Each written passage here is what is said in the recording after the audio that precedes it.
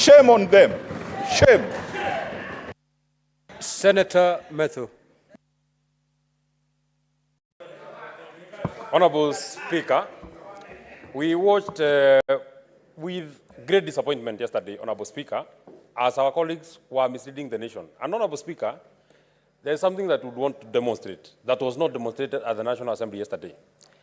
When they proposed that counties get 395 billion, 391 billion, how much had they gotten last year? They had gotten 385 billion, an addition of just 6 billion. What is the growth in the national budget? If the growth in the national budget is over 400 billion, how do you send 6 billion to the counties, Honorable Speaker?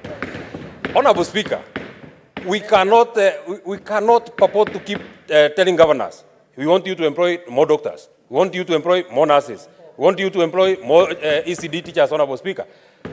And Honorable Speaker, we are not sending money is there. Where do we expect these governors to work from, Honorable Speaker? Number two, Honorable Speaker, there has not and there shall never be a competition between devolution and CDF, Honorable Speaker. If anything, the courts have pronounced themselves on the position of CDF, Honorable Speaker. For CDF to be constitutional, it has to come to this House, Honorable Speaker, so that we shall also make our voice known, Honorable Speaker. This argument cannot be one-sided, Honorable Speaker. That honorable members of the National Assembly, Honorable Speaker, are the umpires and they are the judges of who is working, who is not working. Where have you gotten approval that what is working is only NGCDF and GAV, Honorable Speaker, and devolution is not working, Honorable Speaker? Honorable Speaker, Honorable Speaker, we want medicine in our hospitals, Honorable Speaker. I sit in the Public Accounts Committee, Honorable Speaker. We are saying that we want counties to improve in services, in service delivery, Honorable Speaker. Much of the functions that we are saying should be pushed to the county governments. If we push services to the county government without resources, how are they expected to offer these services, Honorable Speaker? Finally, they say when you want to kill a dog, you give it a bad name. Now, devolution is being killed because of a malpractice here, another malpractice there, another malpractice there. Honorable Speaker, Honorable Senator Kajwang and I sit in a committee called Public Accounts Committee. We have seen governors who have gotten unqualified audit opinions, Honorable Speaker. It is to mean that devolution is working in some counties, Honorable Speaker. If governors are not working, if devolution is not working, it is in your county and you have the ability to elect a governor that is working, Honorable Speaker. We cannot kill devolution because we have a bad governor, we have a raw governor somewhere, Honorable Speaker. We cannot, Honorable Speaker, Honorable Speaker, we had a member of parliament is complaining that a governor is disrupting. Your time is up, Senator Ledama Olekina. Thank you, Mr. Speaker. Mr. Speaker, it's time for us to reason, and to reason well like a house that unites the whole country. This is a time when I'm pleading to my colleagues from the other side of the aisle. Let us just not make noise today, but actually let it be actionable. This is the only opportunity we have. This is the only opportunity we have. Order.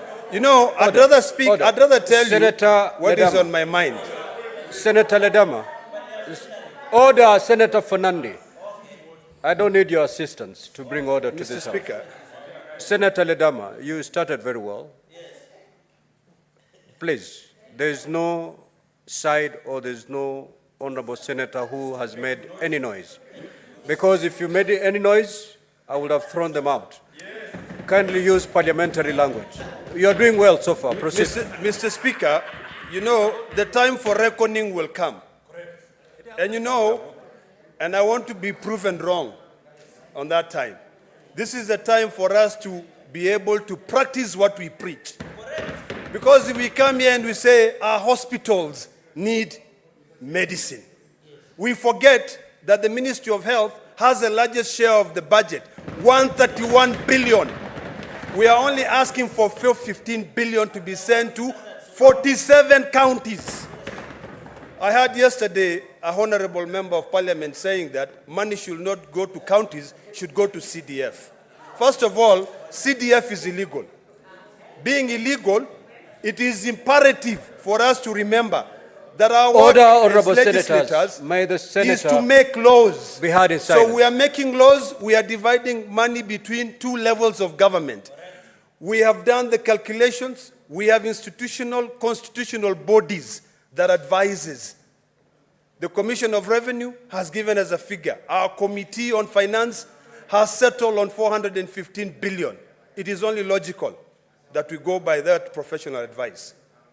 So, Mr. Speaker, I want to request my colleagues that because we will select distinguished men and women who we know will fight for devolution to be able to go to that mediation committee, please do not come back here saying that you've been compromised.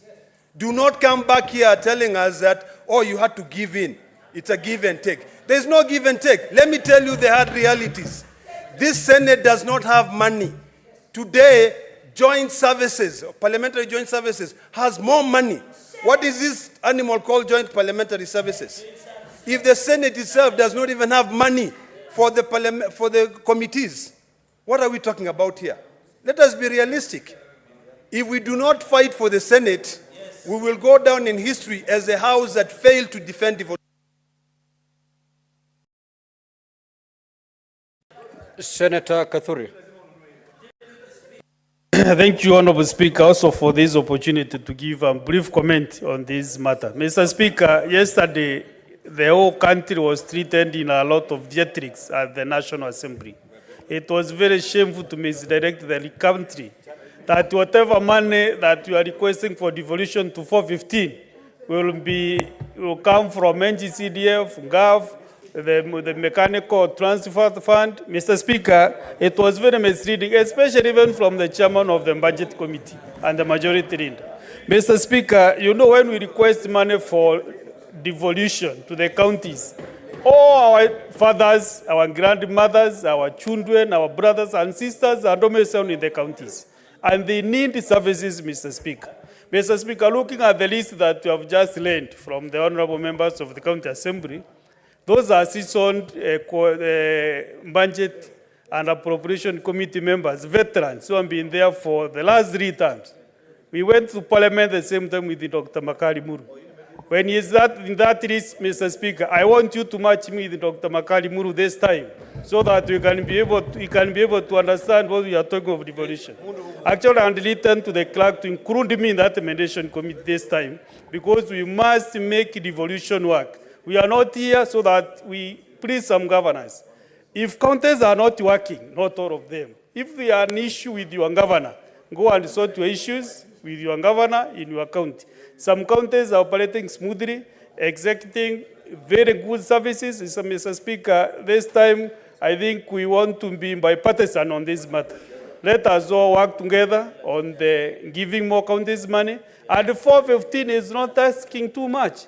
Maybe next year we want to go to 450 billion, Mr. Speaker, so that also services at the counties can be seen learning, and so that we can be able to make sure that devolution works. One thing, Mr. Speaker, that I've realized with His Excellency the President, is the only sitting president who last year, by June 31st, made sure that all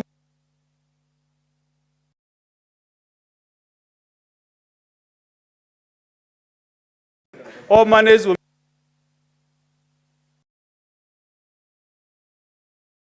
down the president.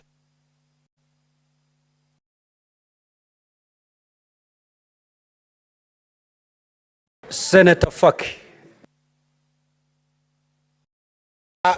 Asante Mheshimiwa Spika kwa kunipa fursa hii pia kuchangia taarifa kuhusiana na kukataliwa na Bunge la Kitaifa kwa marekebisho ya mswada wa ugavi wa pesa za kaunti. Mheshimiwa Spika, kwanza Mheshimiwa Spika, ilikuwa ni sarakasi kubwa katika Bunge la Kitaifa jana, wakati baadhi ya wabunge walikuwa wanakejeli kazi zinazofanywa na serikali za kaunti.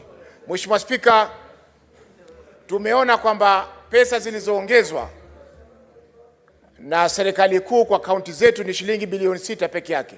Zimetoka bilioni 385 mpaka bilioni 391. Lakini tukiangalia wabunge wamejiongezea katika CDF milioni 30 kwa kila constituency. Ukifanya hesabu mheshimiwa ya haraka haraka, unapata kwamba CDF imeongezewa bilioni 8.6. Bilioni 8.6. Mheshimiwa Spika, haiwezekani kaunti zetu zinazofanya kazi kubwa ziweze kupewa bilioni 6 wakati constituency NGS CDF inapewa bilioni 8.5. Mheshimiwa Spika, tukiangalia pia zile baadhi ya gharama ambazo zimeongezeka, tukiangalia huduma za afya,